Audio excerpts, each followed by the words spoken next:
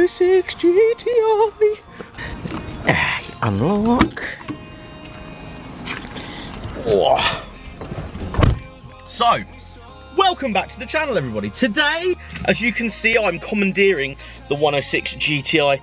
It's incredibly sunny and lovely today, although still wet. Today is the day that we go and find out what's really up with the MOT on this thing. I know that I've done a check over, and I know... Could you try again? Why is Siri talking to me? What are you doing? I didn't catch that. Be quiet, I'm videoing. Shush. Small car problems, Siri goes off. Anyway, the start of this video is going to be me and you taking this to its MOT. Now, I know, if I'm honest, I'm going to say now, it's going to fail. I know what it's going to fail on, but I want to make sure it's exactly what I know it's going to fail on, if that makes any sense. I've already bought select items like manifold and exhaust system to back box, so I've got that coming. That's all good, it's on its way, and I'm going to change that up. But I want to know if there's anything else that I need to actually replace on this thing, because although it hasn't been sat around for too long, I've sort of gone through the motions and told you guys about this thing. There's a few things that I'm not sure if it's passable, if that makes sense. Here we go, let her warm up. Yeah! Ride or die.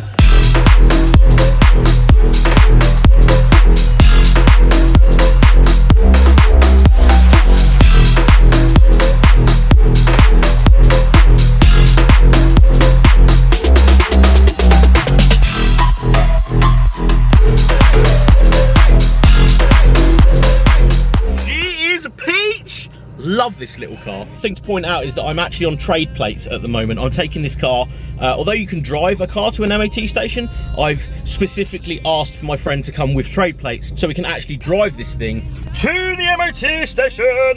Now, if you've never driven a 106 GTI, and I will point this out now, this is basically where the front wheel is. If you've never driven one of these, this is exactly what it's like. So I've had to do the old thin shoe thing today because I usually wear a bit of a comfier, wider shoe. But today we're picking the vans up, and as you can see, this is the sort of driving position. Usually in cars you would be sort of here, but in this you have to sort of put your foot to the left hand side and actually drive like this. If you didn't know, this is what pretty much every French car from this era is like. Oh, another thing I learnt the other day is that the front door speaker's broken, like full on broken. But we're gonna get on. The MOT station, I'm actually not going to video. I don't want to expose the MOT station and all that sort of business, so I'm taking it to a select MOT station of my choosing, and we're going to go there and we're going to get a basic report, basically, is what I want. I know it's going to fail. I know it's going to fail. It hasn't got a cat in it, and I know that you guys in the last video, as we checked it, actually saw that there was a little bit of rust at the front. I left the car with Ian and I didn't video because I had to go away for the RS3, which I had to leave for about a week and go and do RS3 bits, and I came back and the welding had been done, so I'd already checked that off the list. Now the list is extensive-ish, mainly body parts, if that makes sense, like the doors, and I want respray the bumpers and all that sort of stuff. Today's the day I want to know exactly what else is wrong, in theory, that would actually fail a UK MOT. Now, if you don't know what an MOT is, and I will touch on this very quickly, it's a yearly check of a car in the UK, but we're going to get on, we're going to see what the check is like. They're going to check the car over, check the lights, everything, just make sure it's all happy, and we'll get a final verdict to see how much it actually fails by, because if it fails by a lot, then obviously I'll pull it to one side, get the work done, and then we'll go back in for an MOT. But onwards to 106 goodness. I really need to clean this steering wheel. Let's do this.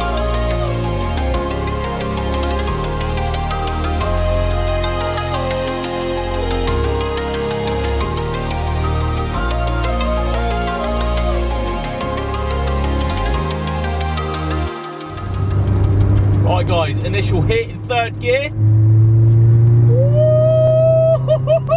yes! I'm really impressed with how this thing actually feels on the road. It's not funny at all. It doesn't feel like it's been sat. The brakes work perfectly. There's no bangs and rattles.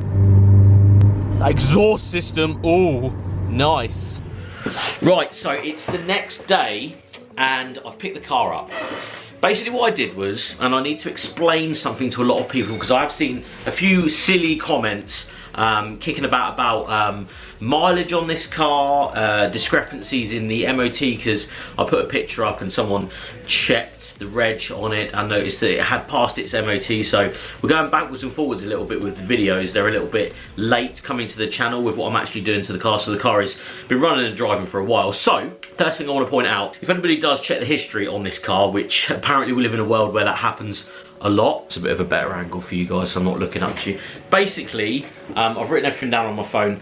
The one thing to point out was, and I actually saw this before I bought the car, I did an MOT check and sort of went through it all. So in 2013 it actually failed its MOT but then passed. It failed on 131,000 miles, it passed on 121,000 miles. The owner of the car explained this before I bought it. Obviously someone's made a mistake, because the consistency in the actual mileage is obvious throughout its MOT history, that it's going up a select amount of miles per year because the owner was selectively driving it to work and back. So there was no discrepancy from my end. That is obviously an MOT tester's mistake. So something to point out, it hasn't been clocked, but if you were going to clock something, you clock it more than 10,000 miles, wouldn't you? Let's be honest. And you wouldn't make it as obvious to do it literally failing between the 20th of May and passing on the 21st, clocking at 10,000 miles. That's not how the world works. Anyway, I have the pass certificate.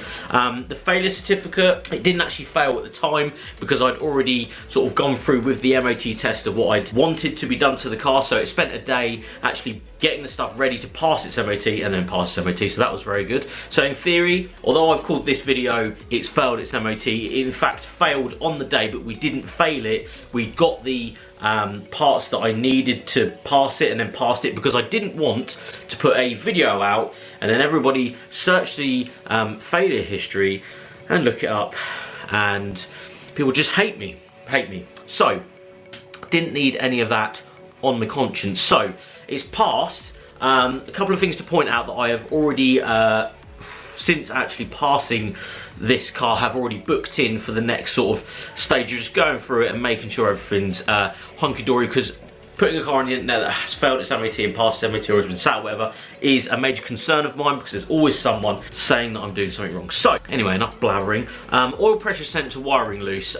One of the, I think there are 2 wires going to them if I'm correct. Someone will correct me in the comments section. One of them was coming out, so plug that back in, all gravy, so that's fine.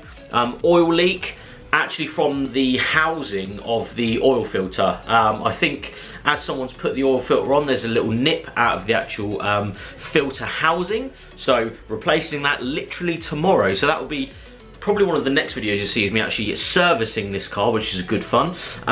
The front exhaust minor leak. Now, I'd actually, as I'd already shown you, shown the actual manifold had loads of spot welds in it. That is where the leak is coming from. Now, exhaust down, I'd actually bought a centre section with a cat in it, because I am thinking ahead on this car, you see, and got them to install that yesterday. When I dropped it off, that was installed literally 10-minute, 20-minute job, not very hard. So it had a cat in it when it went through. We will be doing a completely custom system on this car when it comes to it, so very exciting times for that.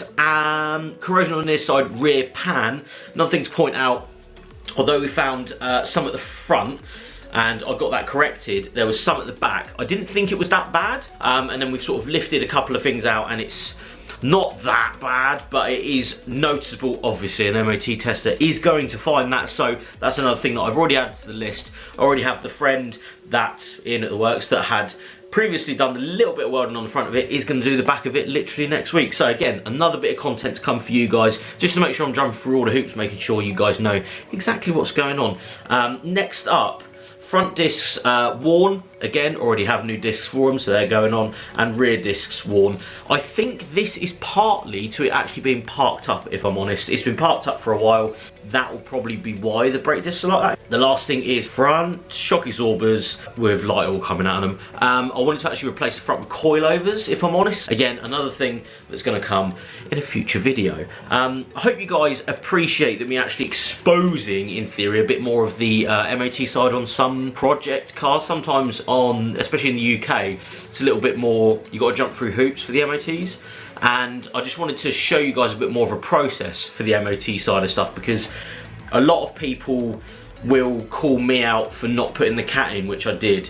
What's the point in me showing you me fitting a cat? It's so silly. And like the rust on the back of it. But yeah, nothing too major, which is quite nice. I did think the car was going to relatively pass in a good way. There wasn't anything crazy underneath when we had a look. And the bits that I did see that I knew were going to fail, already made measures to actually buy a new exhaust. Like the centre section, I think it was like £45 or something for a brand new Peugeot actual cat. So put that in, that was good. Did the welding, that was good. It's just I want to make sure that I'm very transparent with you guys on this car, because I want to have a good following on it. I want to enjoy this car with you guys, and I don't want to be called out every 10 minutes for doing something wrong on it. So yeah, super exciting. The car is now on the road. It's fully legit, fully MOT'd, tax insured, all that sort of business. It is ready to go. So there's going to be a lot more fun, sort of us enjoying this car with other cars. I want to do a lot of verses with the 106, would be quite cool, and mods, of course. If you got to this point in the video, thank you so much for watching. Please leave a comment below. Let me know what you would do with the 106 GTI. Obviously, I have my own thoughts, and I want to do stuff in my own way, but it's always nice to know what you guys think of the car itself and what you would do to the 106 if it was yours. Anyway, guys, thank you so much for watching. I'll see you on the next one.